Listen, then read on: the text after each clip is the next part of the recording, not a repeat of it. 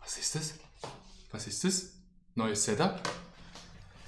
Kamera? Mashallah, einfach der Hübsche. Was ist das? Wieso bin ich nicht mehr zu Hause? Was ist es für eine Wohnung? Ich weiß es nicht. Ja, Freunde, ich habe jetzt 100.000 Abonnenten auf YouTube geknackt und deshalb habe ich mir natürlich eine neue Schweizer Neubauwohnung gekauft, wie es sich gehört.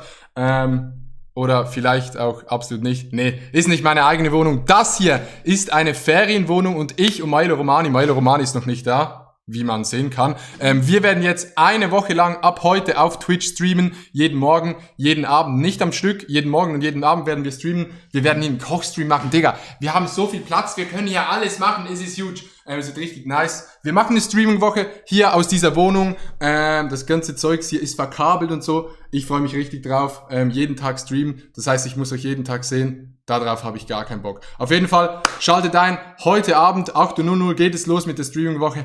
Kommt vorbei, schaut ein bisschen vorbei, wird auf jeden Fall wild und bis dann würde ich sagen, halt dein Maul.